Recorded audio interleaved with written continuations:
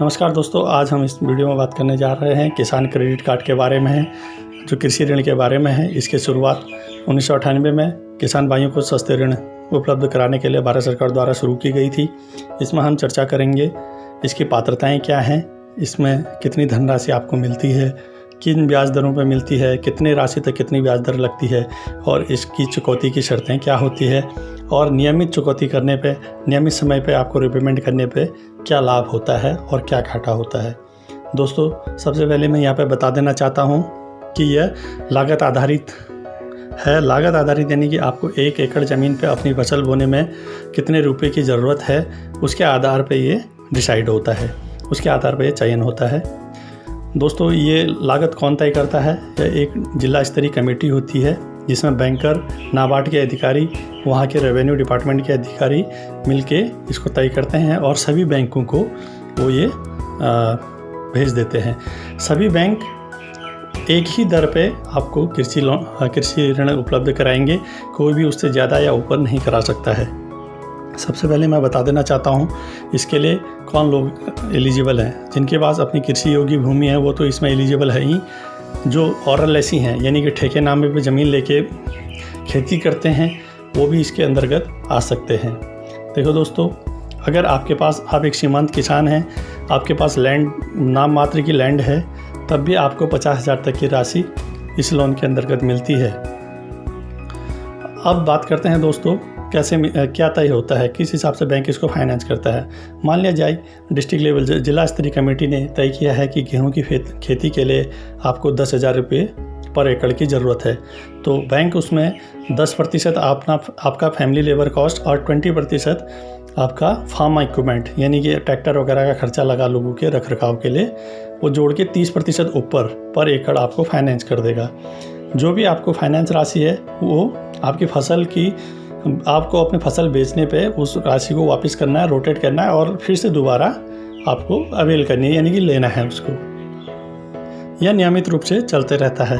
आपको देखना है कि आपके एरिया में वो क्लाइमेटिक कंडीशन के हिसाब से, पर एकड़ खेती के हिसाब से जो भी डीएलसी ने मानक तय किए हैं उस हिसाब से आपको लोन राशि मिलती है। इसमें क्या होता है दोस्तों, 1,60,000 तक आपकी जो खसरा खतौनी है या जो भी आपकी लैंड रिकॉर्ड हैं, जो भी आपकी भूमि संबंधी दस्तावेज हैं, उन पे कोई भी बैंक का चार्ज नहीं चढ़ता है। लेकिन 1,60,000 से ऊपर बैंक आपको मॉर्गेज के लिए बोलेगा। आपका रेवेन्यू रिकॉर्ड में आपका बैंक अपना चार्ज नोट कराएगा। और कई राज्यों में इसके लिए मॉर्गेज होता है, कई राज्यों में बिना मॉर्गेज के भी ये किसानों को उपलब्ध है ये स्कीम 5 लाख तक के लिए, तो वो अपने अपने राज्य के हिसाब से डिसाइड होता है। लेकिन 1,60,000 तक कोई भी चार्ज आपके लैंड रिकॉर्ड के ऊपर नहीं चढ़ेगा। आप अपना लैंड रिकॉर्ड लेके जाइए बैंक के पास, बैंक आपको सीधे लोन उपलब्ध करवा देगा। अब बात करते हैं दोस्तों, इसकी ब्याज दरें क्या होती हैं। ब्याज दर क्या होता है, 3 लाख तक की राशि के लिए आपको 7% बैंक चार्ज करता है।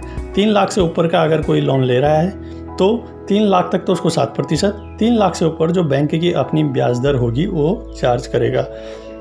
अब देखो दोस्तों, जो ये 7% है ये और भी कम हो जाता है अगर आप एक नियमित रूप से चुकौती कर देते हैं 1 साल में, यानी कि अपनी फसल का रोटेशन कर लेते हैं अपनी लिमिट का, तो इसमें 3% जो है भारत सरकार एडिशनल ब्याज आपको उपलब्ध करा देती है। यानी कि आपको नेट इफेक्ट में 4% पड़ा। और कई राज्य सरकारें इस 4% को भी रिइंबर्स कर देती हैं अपने राज्य सरकार के कोष से। तो उन राज्यों में जैसे महाराष्ट्र है, तेलंगाना है, वहाँ 0% की ब्याज दर से ये केसीसी मिलता है। और इसमें एक सबसे बड़ी बात है कि अगर आप केसीसी नियमित रूप से चुकौती नहीं करते हैं, अपने टाइम पर चुकौती नहीं करते हैं, तो बैंक की जो नियमित ब्याज दर है वो ब्याज दर आपको चार्ज हो जाती है। कहाँ आपको 0% पे ये लोन मिलना था, अगर आपने सही समय पर उसको नहीं चुकाया तो आपको 10 से 11% देना पड़ा। दोस्तों, इसमें रिपेमेंट क्या होता है, इसमें एक बार आपसे डॉक्यूमेंट साइन हो जाएंगे।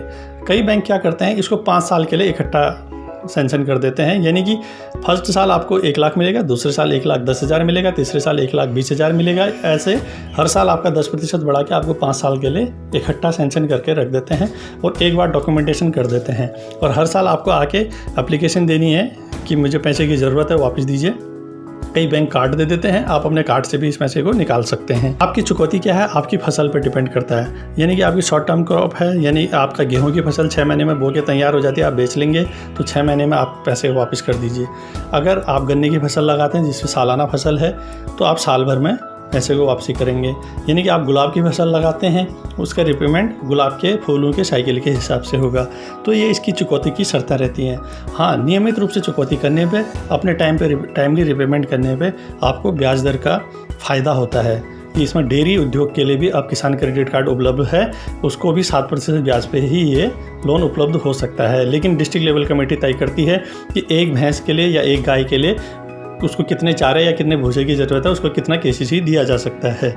इसी के साथ मैं ये वीडियो समाप्त कर रहा हूँ दोस्तों। धन्यवाद।